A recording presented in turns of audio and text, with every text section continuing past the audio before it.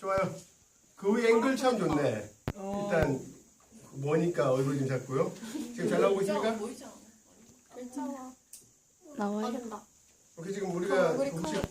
저기 얼굴 그래도 크다고요? 가까이 가면 거야. 어쨌든 여러분 지금 우리 신라에 대해서 하고 있는데 혹시 만약에 저쪽에 저장이 안 됐다면 그냥 대충 합시다. 별거 아니었어요. 여기가 중요합니다. 이제부터 6세기는 신라는 여기부터 중요한데요. 지난번에 한 얘기 중에서 중요했던 것은 김다연이가 이뻤다는 거, 김가연이가 이뻤다는 것과 석다연이가 인도계라는 사실이 중요했죠. 뭘? 인도계지만 인도 혈통이 지금 몽고 혈통이 얼마나 뒤에 섞여 들어갔니? 이제 눈도 작잖아. 그럼 난 무조건 다 이쁘다고만 얘기해야 돼? 네. 와, 저는 날 홈미스는 그렇게 뻥쳐줬는데. 맞아. 사실 석다연이가 되게 이쁘죠? 할까? 자, 가자. 이거 그만합시다. 자, 할 때 하고 놀 때 놀고 할 때. 자, 6세기 누가 나와? 맞아. 아예 했다. 그만하자 진짜. 자, 6세기에 이제 지증왕이 나오는 것이죠. 이 지증왕 대단한 사람이죠. 네. 43cm의 그분이죠. 이건 힘의 상징입니다. 힘의 상징. 뭐가 43cm라고 하면서 네가 얼굴이 빨개지면서 웃는 이유가 뭐야? 우와. 네가 생각하는 바로 그것이야.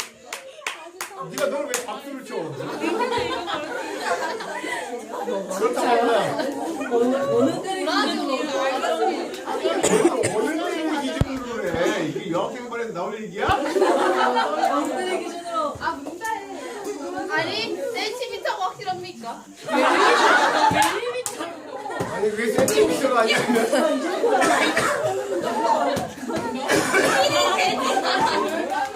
제보이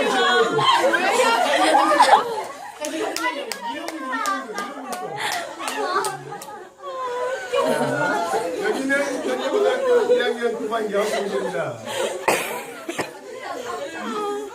어쨌든 지중왕은 얘들아 우리가 이제 재미있게 수업을 하려면 수업을 할 때 바짝 딱 웃고 다시 집중하고 하는 거에 있어야 되는데 얘네 보통 그러더니 오늘 되게 계속 질질 끌면서 되게 집중 안 하는 거 알고 있니? 네. 왜냐면 이러면 수업이 되게 후져져요. 네. 자, 지중왕은 그래서 힘의 상징이기 때문에 힘하면 생각나는 동물 소죠, 소. 얘가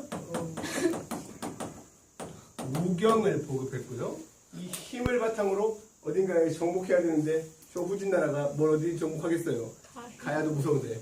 그래서 얘가 우산국을 정복합니다. 우산국 울릉도죠. 그리고 얘가 이제 힘은 좋은데 왜 또?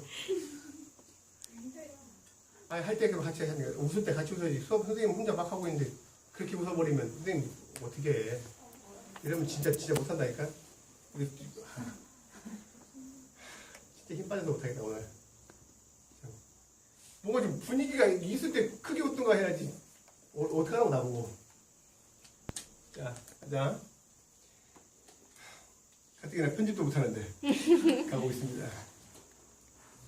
자, 우상국 정보했고 이제 그동안 우리가 너무 촌스럽게 살았다. 우리도 이제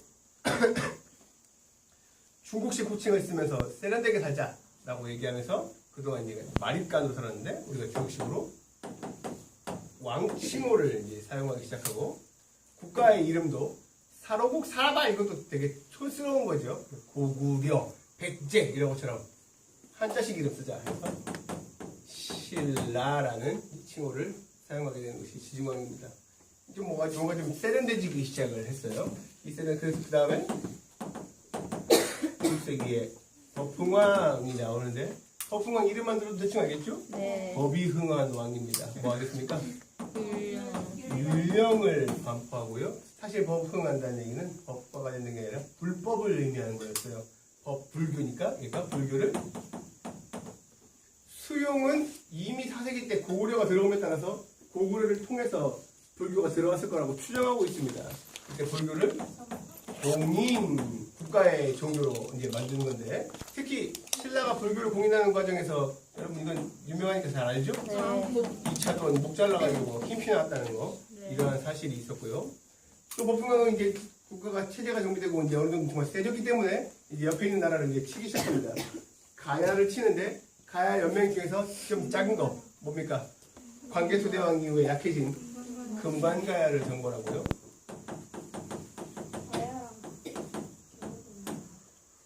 얘가 또 뭐 하냐면 건원이라는 연호를 사용합니다. 의외로 여러분들 연호라는 게 뭔지 연호 아는 사람 연호 모른다? 연호 몰라? 나 연호 몰라요.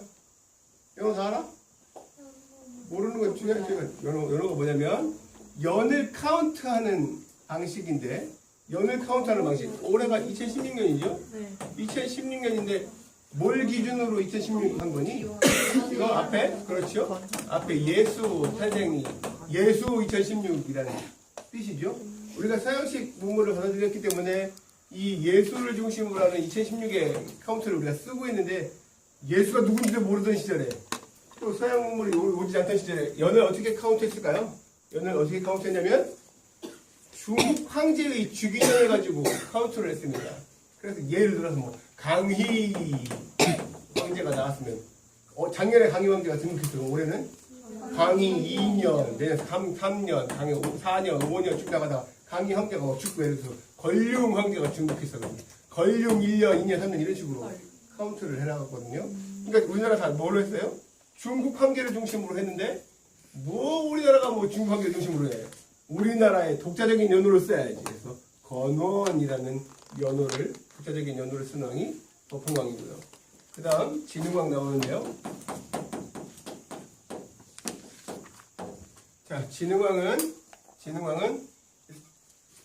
청소년 싸움 조직인 화랑도를 국가 조직으로 만듭니다. 얘를 국가 조직으로 성장시키고 남아있는 가야, 대가야 남아있죠? 대가야를 멸망시킵니다. 또 아까 배운 것처럼 누구와 함께? 백제 성왕과 함께 한강을 이제 정벌해서 얘가 차지하게 되는 것이죠. 더 나아가서 교과서 32페이지 보면 신라가 어디까지 올라갔는지 우리가 보게 되는데 신라가 함경도까지 올라갑니다. 이렇게 많이 올라가서 마울령비, 황초령비, 북한산비 그런 거 다 보니까 그게 뭐냐면 여기까지가 내 땅이다 라고 얘기하고 자랑스럽게 얘기한 진흥왕의 순수비를 건립합니다. 여기서 순수는 이노센트 아니에요. 이 순수는 직접 밟고 관람했다라는 뜻이거든요. 내 땅이다라는 뜻이에요. 그래서 이런 순수비를 건립해서 또 되게 잘 나갔네요. 오케이? 이래서 이제 7세기를 맞이하는데 신라가 그 땅을 다시 뺏기고 나서도 계속 놔뒀어요, 사람들이. 아, 신라가 나중에 그 땅을 언제 뺏기죠? 아, 그 역사가 발전해서 뒷 국가로 됐을 때 때때로 그냥 무너지니까 우리가 예를 들어서 그럼 대한민국이니까 대한민국 아닌 거 다 죽여버리나? 그런 거 아니고 그냥 두기도 하고요. 묻혀졌다가 다시 발견되기도 하고 그럽니다. 자, 7세기 다시 볼게요. 자, 7세기 봅니다.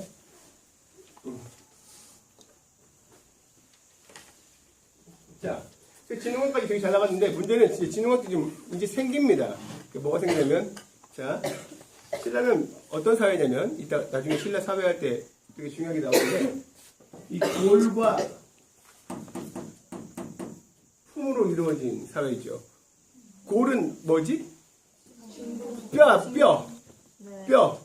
근데 이 뼈 중에서 특별히 큰 뼈, 통뼈 얘를 있었는데 실제로 신라 왕족 김씨 애들이 거인종족이야, 거인씨족. 그래서 커. 그러니까 누가 있냐면 지증왕 같은 사람도 나올 수 있는 거지.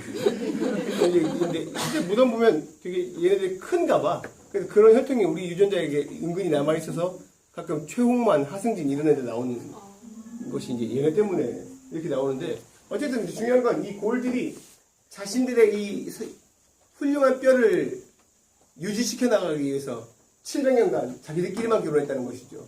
그래서 이제 근친상간을 계속했기 때문에 더 이상 이제는 아들이 나오지 않고 나와봐야 다 기형아가 나오거나 정신마개가 나오거나 제정신내가 안 나옵니다. 제정신 안 나오고 이제 가끔 딸 나오면 딸은 정상이래요. 그러니까 누가 왕이 돼 이제? 선덕여왕, 진덕여왕 같은 여왕이 나올 수밖에 없는 상황이 이제 벌어지게 돼요. 오케이? 네. 오케이? 자, 이제 잠깐 얘기하고 넘어갈게요. 자, 그래서 근데 문제는 진흥왕이 죽고 나서 어떤 일이 벌어져요? 백제가 성왕이 죽고 나서 계속 쳐들어간다는 얘기죠, 신라를. 신라를 계속 쳐들어가는데 왕이 이제 여왕이니까 당시 왕이 요즘처럼 그냥 뭐 청와대에 앉아가지고 야 싸워라! 라고 하면 되는 게 아니라 앞에 나가서 이제 왕이 진두지휘 해야 되는데 아무래도 여왕이 진두지휘 하는 건 좀 문제가 있겠죠. 그러니까 지금 신라로서는 굉장히 큰 위기를 맞게 됩니다. 그래서 이 위기를 맞게 되는데 이 위기를 타개하기 위해서 신라가 어떤 방식을 취합니까? 당시 선덕여왕의 조카였던 누구를? 김춘추를 어디로 보내가지고 이 위기를 도와달라고 할까? 당연히 이전부터 늘 우리에게 도움을 줬던 고구려에게 가서 백제를 때려달라고 합니다. 그래서 김춘추가 가가지고 백제 좀 때려주세요라고 얘기하는데 이때 당시 고구려에 누가 있었냐면 권력을 장악하고 있던 연개소문이 있었는데 이 연개소문이 그럼 백제 뭐 금방 때려주지 뭐 대신 지금 당이 더 이상 쳐들어오지 않으니까 당이 쳐들어오지 않으니까 우리가 피똥 싸고 있던 시절에 니네가 처먹었던 한강 이북의 이 땅들 다 토해내라라고 얘기를 합니다. 그러니까 김춘추가 그렇게는 못하겠는데요 라고 이제 얘기를 해요. 그래서 김춘추가 어떻게? 저 새끼 가둬보라 해서 김춘추를 가둡니다. 근데 김춘추가 요즘에도 그 예나 지금이나 돈 쓰면 다 통하나 봐. 돈 써가지고 뇌물 줘가지고 빠져나와요. 얘가 빠져나와가지고 이제 이 위기를 타개할 수 있는 방법은 하나밖에 없죠. 어디로 가요? 당나라로 가는 거죠. 일본으로 못 가요. 일본은 누구랑 되게 친하니까. 백제랑 너무 친하니까 못 가고 이렇게 당으로 딱 갔는데 당시 당나라에서 갑자기 신라에가 오니까 요거 잘 됐네 싶은 거지. 왜? 다음번에 내가 고구려 칠 때 얘도 친다면 전장이 고구려로서는 둘로 나눠지니까 훨씬 더 상대하기 쉽겠죠? 네. 그래서 알았어. 그럼 내가 백제 때려줄게. 내 말 잘 들어. 해가지고 알겠습니다. 백제 좀 때려주세요. 라고 얘기하는 거죠. 그래서 얘가 백제를 빵 때립니다. 빵 때리니까 어떤 일이 벌어져요? 한 방에 백제가 무너지죠. 그런 거 보면 고구려가 옛날에 얼마나 쓰는지 알겠어요. 그래서 이제 백제가 무너지고 나름 백제는 부흥운동도 있었지만 뭐 진압당합니다. 진압당하고 나서 이제 약속했던 일이 벌어지겠죠. 고구려 쳐들어가고 얘도 슬쩍 쳐들어가는 모습을 보이겠죠. 그런데 이때 고구려가 막습니까? 못 막습니까? 이것도 막아요. 이것도 막는데 연개소문이 늙어 죽어요 이제. 늙고 죽고 나서 세 아들이 각각의 군대를 가지고 이제 전장에서 싸워야 되는데 우리보다 훨씬 더 이제 사상적으로 문화적으로 훨씬 더 발달했던 이제 중국이 이간책을 쓰는 거죠. 뭐라고? 네 형이 너 죽이고 대망리지 되려고 그래. 네 동생이 임마 너부터 죽이려고 그래. 라고 서로 이제 이간책 쓰니까 얘네가 각각의 병사를 가지고 서로 평양으로 갑니다. 그래서 지들끼리 싸우다가 내분에 의해서 고구려가 망하게 돼요. 고구려가 망해요. 그러면 이제 당나라가 어떻게 할까? 당나라가 야 뭐 난 고구려만 있었으면 돼. 없었으면 돼. 다 이거 원래 니네 땅이 있으니까 넌 나 가져. 하고 신라 주겠습니까? 아니요. 안 주죠. 신라 뭐 이 새끼 이거 뭐 내가 한 방에 때린 백제도 못 이겨가지고 쩔쩔매는 새끼 아니야 이거. 그래서 쳐들어갑니다. 그래서 신라와 누구와의 당과의 나당 전쟁이 벌어지는 것이죠. 자, 수업을 하기 되게 힘드네. 가뜩이나 오늘 좀 구간이 안 좋아져서. 자, 이때 아까 골 얘기 잠깐 했는데 이 골이 자기들끼리만 결혼해가지고 문제가 됐잖아요.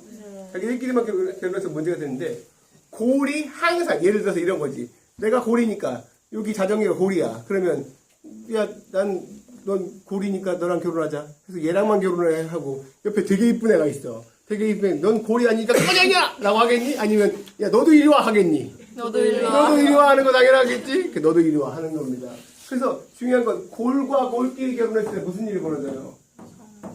이제 얘네들은 이제 성골, 뭐 자연스러운 애들이 나온 거고, 골과 골이 아닌 애가 결혼했을 때 어떠니? 얘네들은 이제 진골이라고. 물론, 사실 역사적으로 정말 진골이 이런 건지, 이것도 사실 정확하진 않아요.